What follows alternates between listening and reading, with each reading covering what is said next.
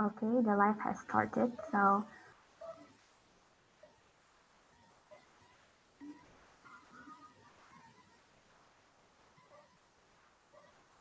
I will begin in bit shortly.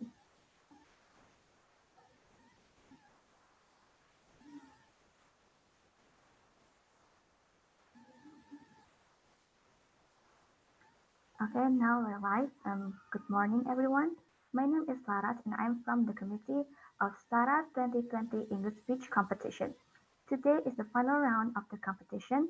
The theme for today's speech is Should Government Tax Sugary Drinks and Use the Revenue for Public Health? Today we have Mr. Wasito Hadi and Mrs. Naimi Sumaidia as our honorable judges, and our teacher, Mr. Falent, is joining us as well. To begin today's round, our teacher, Mr. Fallen, will deliver an opening state. I'm sorry, will deliver an opening statement. Mr. Fallen, if you may. So can I give the opening now? Yes, sir, you can give the opening statement now. Okay, thank you. Good morning, everyone. Good morning, all of the judges and all of the participants. I, Valentino Fibriono, as the English teacher of SMA Negeri 70 Jakarta and also the advisor of the English community. First of all, would like to say thank you for all of your contribution and for all the participants. Good luck, and I hope today you can give your best, and as a result, you can get your best not only for yourself but for um, every single educational institution in Indonesia. Thank you. Okay, thank you very much, Mr. Fallen. And now I will start the speech session. I will call the participant according to the participant number. So to start off, I will call participant number 1, Kansa Iza Nasifa from 39 Senior High School, Jakarta. So Kansa, if you may, you can open your camera and open your mic. Thank you very much.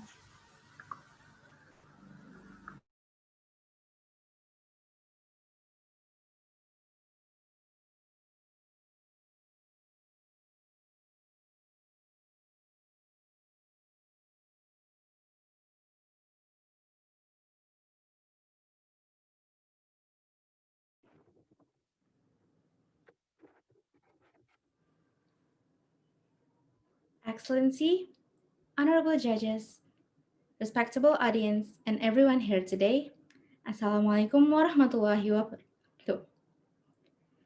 Good morning, I'm Kansa from 39 State Senior High School, Jakarta. I am very delighted and honored to participate in this very special occasion to present or deliver my perception about the government's tax on sugary drinks, which well known as SSBT or sugar sweetened beverage tax. Tell me, who in this world doesn't like sweet? If you could mention more than 10 people you know and you're close to, I will give you a standing ovation. Seems like living in the era of globalization, modern and simple, makes everyone loves to consume sugar, both foods and beverages. We can find sugar in our kitchen, in a bottle of soda in our refrigerator, or even among the dozens of ice creams in our freezer. But as we all know, sugar has dozens or hundreds of disadvantages towards our bodies. According to World Health Organization's official website, there are at least 2.8 million people died every single year just because of obesity, which the main cause is sugar. Nevertheless, we still allow that substance to enter our digestive system. Every time we wake up in the morning for breakfast, or gather with our family for lunch, or even going out to have some fancy dinner. Despite the numerous detriments of sweet beverage or sugar to our body, I'm pretty sure that government shouldn't tax sugary beverages because it deems unnecessary if the goal is to normalize healthy lifestyle. To begin with, let me share you a story I have experienced. Before this coronavirus ruins every plan my family and I have arranged, we used to have a dinner outside at least twice a week. My father initiated this program so that the boredom attack won't be able to devastate our family happiness. So one of my favorite beverage is fruit juice, since the most fruit eater in my house is me. But every time I order this drink, my mom always has this kind of weird habit. She always asks the waiter or waiters to make the juice as natural as they could and remove everything that seems preservative, such as sweetened condensed milk and sugar. At first, I always put a grumpy face every time she asks the waiter or waiters that favor because I know the juice will turn out really plain, right? But as the day goes by, I finally figured out that it is the best thing she could do as a mother to normalize healthy lifestyle for her children. So, based on that social aspect, tax on sugary beverages to normalize healthy lifestyle appears to be useless for me because, in my opinion, the best way to live a healthy lifestyle starts from the good habit that our parents have taught us. Okay, maybe for some people, this excuse won't affect them a lot, and that's normal. So, I think rather than apply tax to sugary drinks, perhaps the government could influence people to start a healthy lifestyle, and it is for their own sake. And also, the government could provide a complementary healthcare because eventually, a good healthcare is not about curing, it's more about preventing. So, following this, it appears that economic aspect will be facing a totally hard stage, especially for those who are working in a sweet drink company. By having this as SBT, consumers might shift their demands away to non-sugary drinks, and sweet beverage manufacturers could face a substantial loss. So now imagine that you're a CEO of a packaged tea company. But as the tax being applied, you start to lose your employees, you start to lose your income, or even you start to lose your job and your own label just because there is an increment to your product for 20 until 30%. And you may imagine the rest. So, in other words, this tax leads us to job losses. Besides, speaking about revenue, there are many other taxes that the government could take the profit for public health, which one of the most famous one is cigarette tax. Well, in a country separated 10,000 more than 10,000 kilometers away from Indonesia, Denmark especially, Denmark precisely, the most recent country to have a sugar tax have banned their SSBT, or in their country called as fat tax, after 15 months, owing to the failure of obesity's reduction. The country itself faced a problem where Danish with lower incomes went to cheaper supermarkets to get cheaper products, cheaper sugary beverages, especially. And those who have higher incomes just carried out and be apathetic towards the nutritional contents. Well, the Danish didn't really get the benefit. In fact, the government itself who felt beneficiary. According to some parents in Denmark, they said the best way To tackle this issue is by providing a better education for children so that they could understand what does sugar impact to their body. And they also thought that it is their job to limit the children's intake in sugar because eventually everything is going back to the parents. After all, health is the most prominent thing. And in this pandemic situation, thankfully, people have opened their eyes widely, and it is shown by their new habits such as cycling and jogging. I I also finally have the chance to continue my workout and reach my goal to live in a healthy life. So, to emphasize my opinion, I presume that consuming sugar beverage excessively is a behavioral dilemma, which needs a behavioral approach to solve the problem due to the ineffectiveness of punishment. We all know that. The sugary drinks companies could offer a win win solution by initiating a new sugar free beverage that is able to make the consumers healthier and there will be more profit to the manufacturers. That's why I clearly state that government shouldn't tax sugary beverages and use the revenue for public health. A world well-known ethicist once said, "It is health that is real wealth, and not gold or silver." He is the one and only Mahatma Gandhi. So I'm Kansa, 17 years old, and I have started to live a healthy life. And I'm sure that you can do it much better than I. Thank you. Assalamualaikum warahmatullahi wabarakatuh. Thank you very much, Kansa, for the speech. And now I will call participant number two, Hanan Nadira from 38 Senior High School.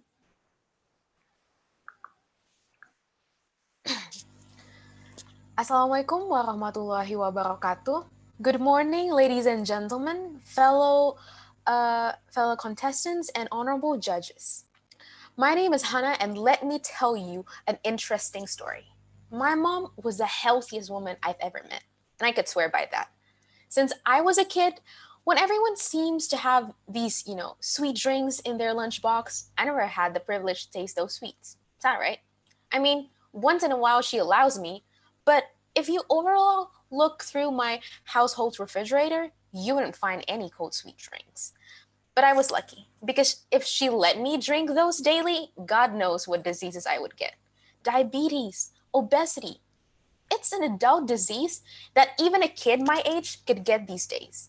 You know how people overconsume those drinks these days? But that unhealthy habit needs to stop. And that is why we need to tax those sugary drinks as soon as possible. But why exactly taxing is a great alternative? Let's say if the price of your favorite food or drink that you buy every day raises up to, let's say, 10%, you will most likely reduce your consumption of it, right? Same goes to sugary drinks.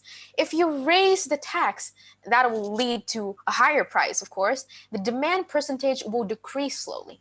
But Hannah, am I not allowed to consume whatever I want? Sweetie, when you consume an exceedingly large amount of sugary drink production, it will surely damage your health. Even if you consume a bit of that daily, it will eventually build up in your body and cause deadly diseases such as obesity and diabetes, which will lead into a heart disease or stroke if it gets worse. See, there's a lot of reasons why consuming this are very dangerous. Sugary drinks such as boba, juices, condensed milk, flavored milk, soda, etc., will create an inflammation and stiffness to your artery, and that will result in a heart disease. A high sugar intake also causes you to age faster, damage your kidney, your liver because of the high fructose, and you don't want that happening, right? And when you're sick, guess what happens? Not only causing you to be paying more for the healthcare, it will also cause the government to splurge extra money for the budget meant for the public health because we're all sick. Governments are always obliged to fulfill its citizens' basic needs, most importantly, to ensure our health. Therefore, they need a crazy amount of funds to improve facilities, pay the doctors, especially since the number of Indonesian citizens aren't small, right? The existence of tax itself is to help fund the government spendings or public facilities. I mean, it's not like money could grow out of trees, right? The more tax a nation has, the better facilities the citizens could have. And this time, Indonesia needs to have a better healthcare, which is accessible, advanced, and fair to everyone. But for the company, it'll hurt their sales a bit but it will encourage them to produce healthier products. Sale reduction is, of course, inevitable. But that's what having business is all about. Let's test a theory that more supplies create more demand. Fast food chains promote sugary drinks, such as giving free refills, thus letting more consumptions to be made, right? But when they produce or promote healthier products, people will buy them because it would be more cheaper than the sugary drinks. But is the policy is really going to work? Well, in 2014, there's a successful story originated from Mexico. The government there enacted 10% tax on sugary drinks. And guess what happens? The consumption percentage was reduced in the first and second year by up to 10%. Isn't that great? The tax will prevent new cases of diabetes and will save up a lot of government savings in healthcare. And Mexico isn't the only nation that has already implemented this sugar tax. Thailand and Philippines did too. The reason why those type of beverage are sold out more in the market is because it's usually cheap and very accessible, unlike healthy drinks. And also, the real question is, how can we implement that to our nation? Well, let's say put a 20% tax and it will reduce overconsumption and a million of cases for both kids and adults. It will be very efficient because Southeast Asian countries, the beverage in the beverage category is the highest in terms of consumption and sugar usage. You can see it in supermarket, right? And how to allocate the money and make it useful from the tax. So the government creates a sugar tax, which will charge the companies for more tax, resulting in a higher price for the sugary drinks, right? And the revenue from the tax will be allocated to the public health, to improve facilities, to pay the doctors, giving out BPJS. And who's going to enjoy that facilities in the future? Us. So in conclusion, creating a sugar tax is really necessary, especially for a developing nation like us, which has a high consumption rate for sugary drinks. Stopping addictive behavior is already hard enough. You know that, right? Because for me, stopping my addiction for boba is hard enough. One time I promised myself to not drink boba, and the next time I know, I ordered boba online. That's hard. And research has already proven that tax or higher price in a sugary drink is the most impactful policy to stop unhealthy eating habits. Well, and by taxing the beverages, it will create more revenue, more profit, and better healthcare facilities. Take a look at the Scandinavian countries. We will have healthier bodies and better healthcare. Doesn't that sound great? And uh, and that's a very win-win solution for all, for a better and healthier Indonesia. That's all for me. Thank you very much. Thank you very much, Hannah. And now I will call participant number 3, Ayama Pamaswara Zakri from 70 Senior High School, Jakarta. Assalamualaikum warahmatullahi wabarakatuh. Good morning, judges, orators, and of course, the audience that is watching this very speech right now. In this lovely morning, I would like to answer the yes or no question: should the government tax sugary drinks and use the revenue for public health? In a speech titled "Maybe." But before we start, I'm your orator for today, Aymar Prabhaswara of 70 Public High School, and let me start this speech by saying that we need to, as usual, dissect the theme or question, I should say, since we should know each aspect of the question before answering it. 1. We need to know what is a sugary drink, by definition, of course.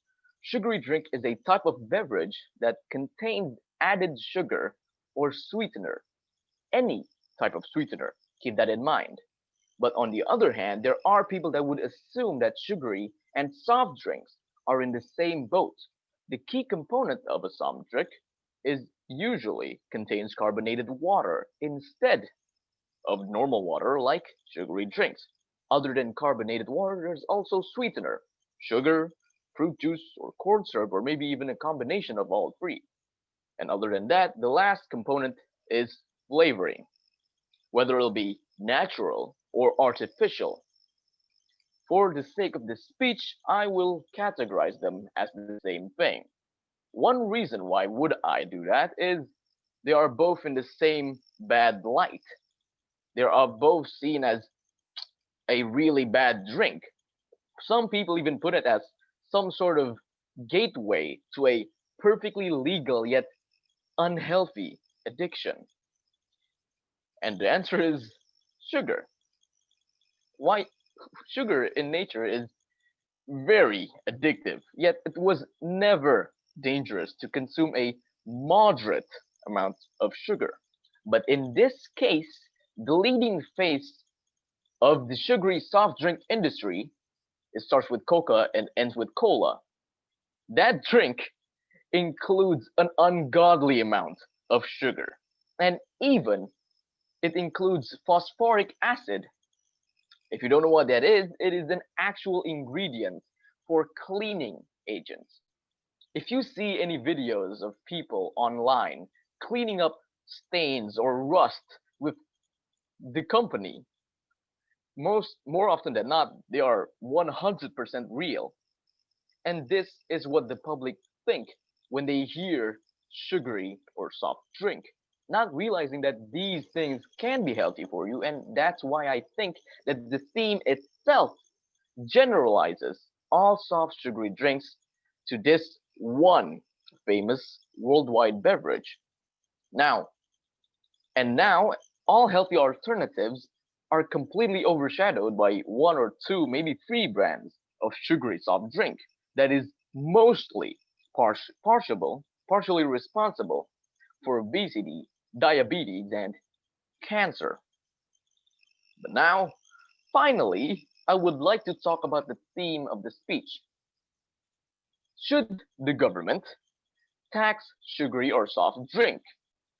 This single sentence, this half of a sentence, implies that all sugary soft drinks are inherently bad, but which in reality, only the face of the industry of sugary soft drinks are indeed unhealthy.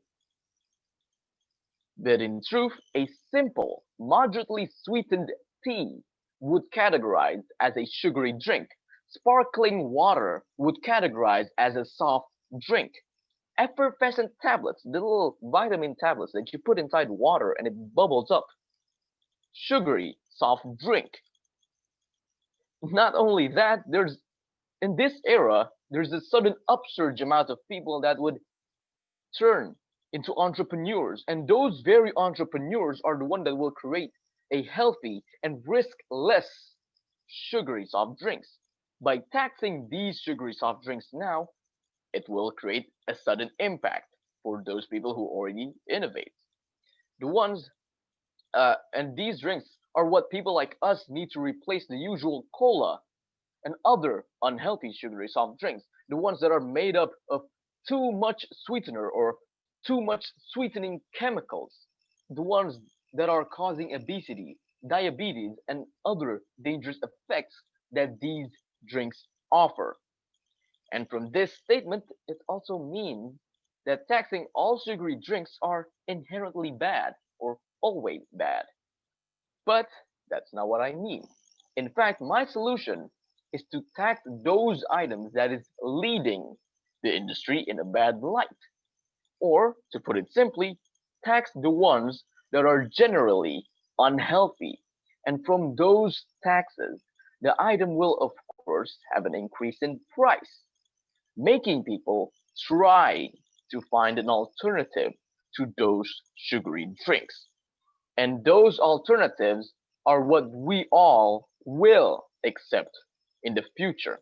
And we all will safely consume in the future. And we all will have no worries about consuming them at all. And of course, the tax revenue from the sugary soft drinks that are unhealthy will be redirected not only to the general public health, but also as adverts for healthier, newer, more innovative alternatives. So, folks, should the government tax sugary soft drinks? My answer will be both yes and no, as there isn't a definitive answer. One side of the spectrum shows an extreme displacement, and the other sought no change to Indonesia's ever increasing diabetes and obesity count. The answer that I chose is what I would mention earlier. And using this small simplified sentence, I hope that simplifications can be applied to any situation similar to this. Tax the bad, promote the good. And with that, I end my speech. Thank you all for listening, and please forgive any of my mistakes. Wassalamualaikum warahmatullahi wabarakatuh. Okay, thank you very much, Aymar, for the speech. And now I will call participant number 4, Devara Alandra Wicaksana from Pangudi Luhur Senior High School, Jakarta. Good morning, dear respectable judges, audience, and distinguished guests. Before I begin, may I introduce myself? My name is Devara Alandra Wicaksono. I am a student from SMA Pangudilhur, Jakarta, and today I will be covering an interesting topic. Should government tax sugary drinks and use the revenue for public health? Now, according to a survey, at least 35.4% of Indonesian citizens suffers from obesity. And according to the latest statistics conducted by the World Health Organization, Indonesia ranks 7th in the number of diabetics worldwide with 10.7 million diabetics. 6 countries that rank above us are Mexico, Brazil, Pakistan, the United States, India, and ranked number 1 is China. If growth is not stunted, WHO predicts that Indonesia will be in the 4th place with the most diabetics in 2030. Now, we all know that consuming food that has high sugar levels are already bad for our health. And on top of that, drinking liquids that are high in sugar will only deteriorate our body. Now, this is a clear example. I read an article talking about a very famous brand of a chocolate energy drink that some of you or your family may have already tried or drunk it. Well, too bad. I am a big fan of this product too and drink it every morning. This energy drink contains more sugar than the other ingredients like milk, cocoa, and milk. Do you know how much the sugar is in one packaging? It takes up around 40.5%, almost half of the total ingredients used to make the product. Can you believe it? 40.5%.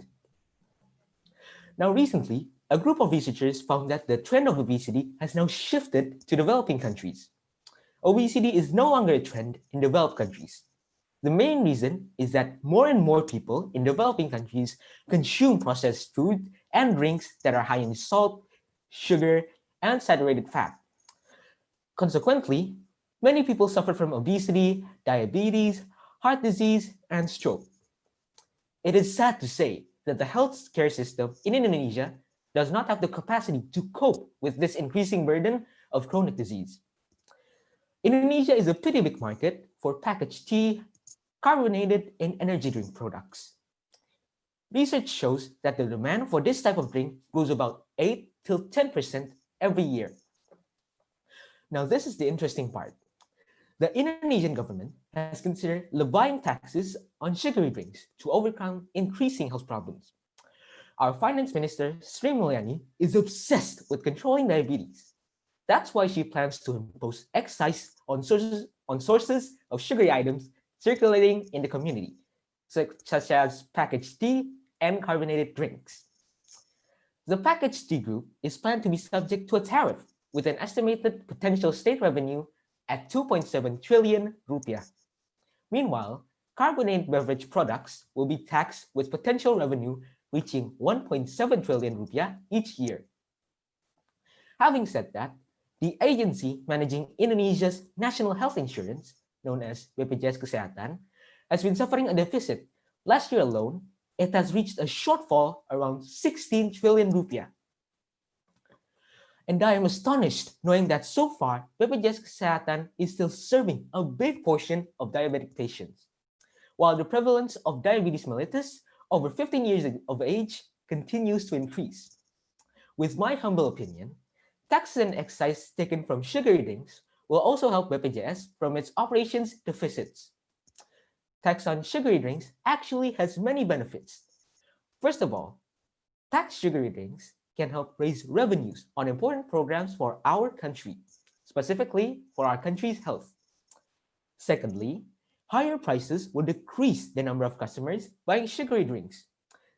This has been proven since a group of researchers from Australia said that the application of sugar drink tax in Indonesia could reduce obesity rates. Dear respected judges, I completely agree with a recent study showing that taxes are applicable and will provide not only economic benefits, but at the same time will reduce the national health risk of what's so-called the diabetic generation. If the sugary tax applied, cases of overweight and obesity shall decrease significantly. Ladies and gentlemen, if I may add, besides limiting sugar consumption, there were a number of other things that our government should have done. For example, making better infrastructure related to pedestrians. In European countries or Japan, people walk everywhere due to good infrastructure. It ultimately encourages people to exercise, to keep moving.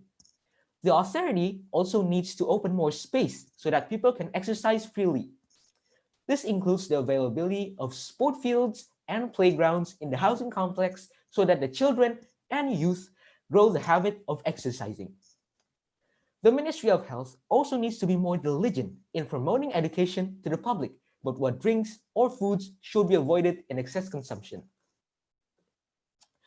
To sum this up, I comply with the idea of taxing sugary drinks.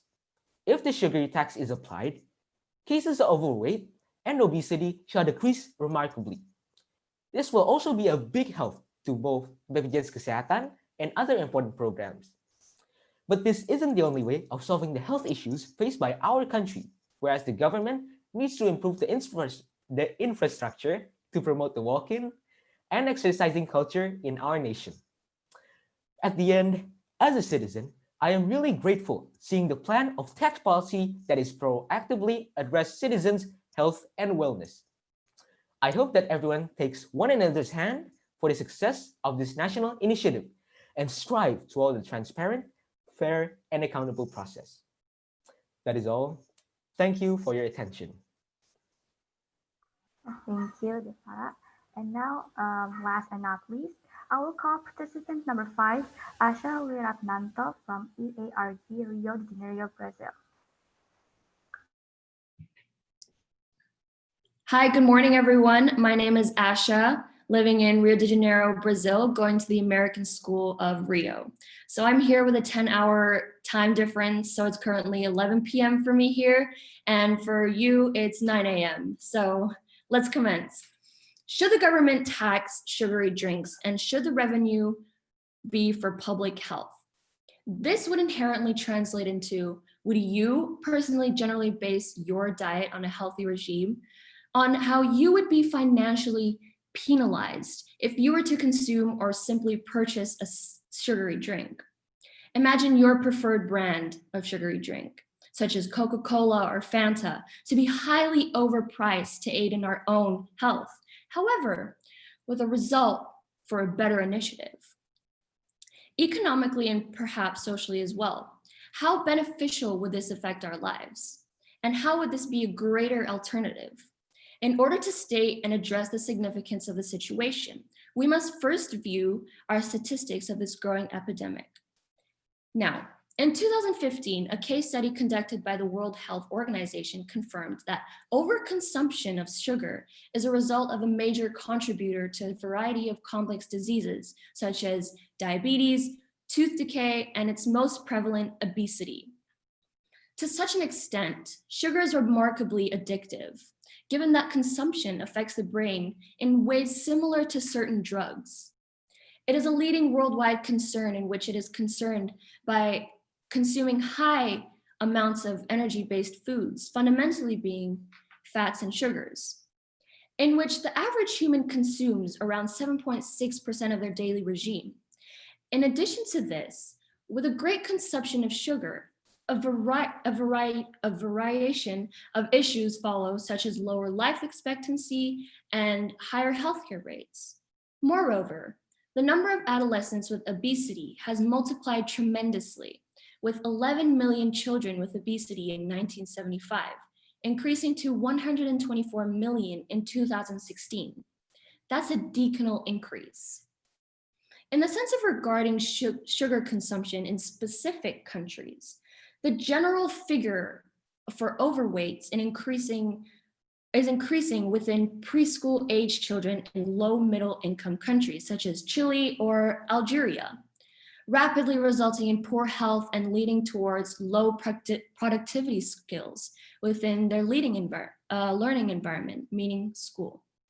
They are then subjugated to less energetic activities and a reduced amount of motivation, which would unfortunately then aid in their poor critical thinking and motoric skills, followed with the prolonged and delayed basic proficiency of their adolescence. With the rapid growth of young adolescents with accumulating obesity, estimates reveal losses in gross domestic products worldwide and are predicted to result in $900 billion in high-income families and $800 billion in low-middle income families, to a total of $1.7 trillion due to diabetes. Isn't that crazy? Having observed the substandard care given by a majority of different governments, a great number of the populations in many different countries have encouraged to apply sin tax. You're wondering, what's a sin tax? Well, I'm here to explain to you. A sin tax is in where a tax is declared on specific goods, whereupon a society deems harmful on individuals themselves overall. Accordingly, this is with the hope that individuals in every country will become increasingly discouraged to consume sugary drinks, as they are seemingly overpriced with the added taxation. In essence, it deems crucial towards primarily raising revenue for the importance of aiding in its contribution to public health. With this being said, low-income families essentially shall have a higher standard and better opportunity to fundamental health safety, in the sense of ensuring safe food and water, guaranteeing proper emergency services, and simple yearly diagnostic checks. Amidst the intention of collecting investment of tax revenues deriving out of the sin taxes, it creates a positive initiative to its importance with the objective of rectifying the overweight and obesity rates. That being said, you're wondering, how does a sin tax simply aid in our society? In what ways has this affected lines of our industries and our health? How to place these in simple terms in which it has created a positive ripple on our individuals worldwide. Now, we can observe many aspects that are embedded within the serious action of taxation of sugary drinks. In 2019, a study administered by UC Berkeley revealed that in 3 years after applying a taxation on sugary drinks, consumption dropped 52% among the low income of Berkeley students. In light of this, it essentially suggests a positive result in adding sin taxes towards particular goods, in this case, sugary drinks, right? In addition to this, countries A majority of different countries will then be encouraged to apply extensive execution, gathering taxation and restriction of marketing sugary products to the vulnerable, in this case being children. With that being stated, it empowers a variety of industries to promote healthier beverage options to younger and vulnerable individuals. This has essentially raised awareness regarding how it has disencouraged individuals from consuming these harmful substances by simply raising taxes. It's that easy, right? With the application of the taxation, it will reduce overconsumption of sugars and finally rectify the global widespread of growing obesity. Now, to finally conclude the speech on a beneficial note, I have achieved my undertaking to raise awareness and provide the audience with an exceptional sum of insights and details regarding my clear statement in which that governments should, in fact, tax sugary drinks in order to use the revenue as a profit for our humanity and mainly public health. Stay safe and stay healthy. Thank you. Thank you very much, Asha, and thank you for all the participants for your speeches. And now the judges will give reviews for your speeches. We will start off with the reviews for participant number 1, Kanza Iza Nasifa. So Mr. Wasito and Ms. Mimi, if you may, can give the reviews now.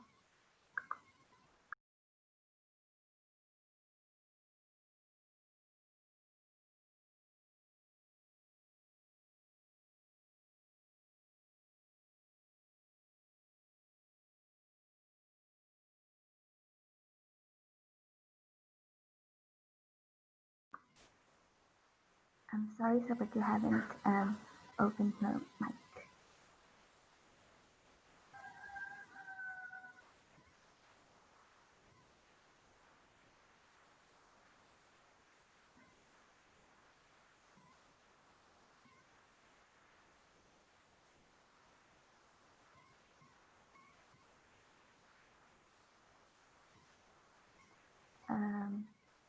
You can give your reviews now.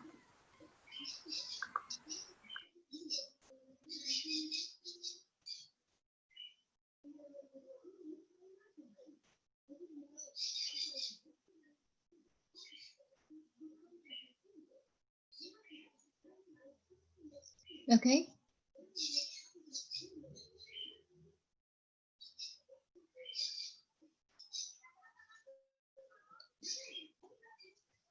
Okay, for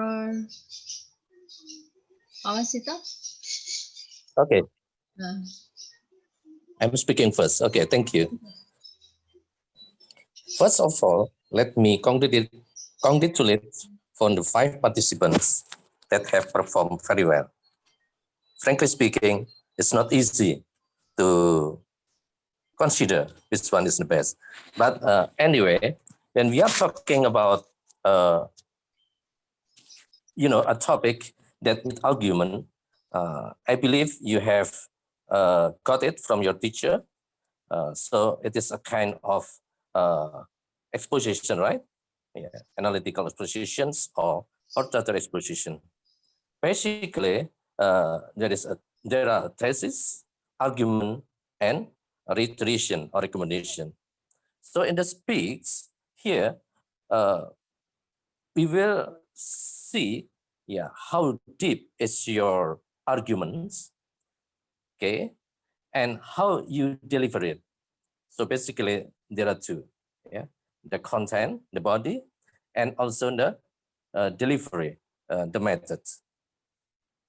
Well, when we are talking about the arguments, so we will see how strong it is by considering your evidence, your data. Okay. The more you read, of course, the more data you will have. We will see it. And the other one is how you deliver it. Okay. So there are 2 things here.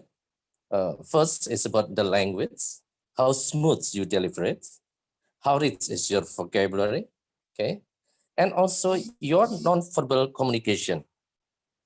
Non-verbal communication, meaning your eye contact, facial expression, and gesture or body language. Uh, After all, okay, this is one step. This speech for another step when your school is appointed you to join a kind of debate contest. So I think you know it. So when speaking about argument, there is a term, it's called error, assertion, yes, assertion, and then reason, evidence, and link back. So once again, how much your arguments, how deep your arguments, and how you deliver it will put you in the top rank. And before I end this speech, you know, joining this speech is very, very important for you in life. Experience is the best teacher. Even though you only speak 1 minute or less than 1 minute, but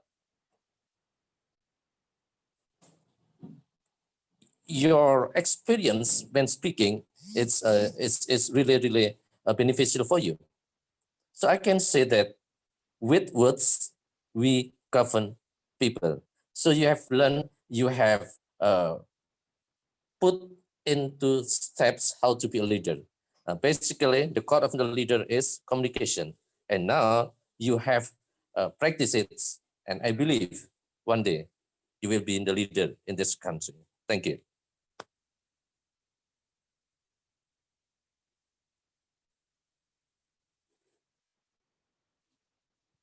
And okay, Miss Mimi, if you want to say something, no.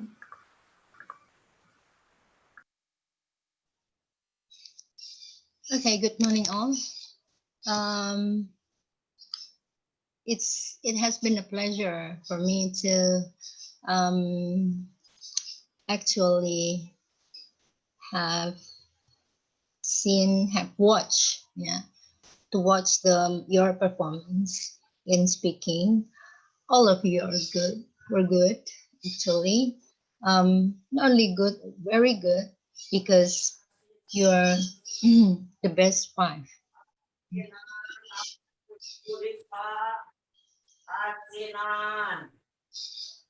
Asinan Bu. Uli dodol. Dapat apa uli asinan.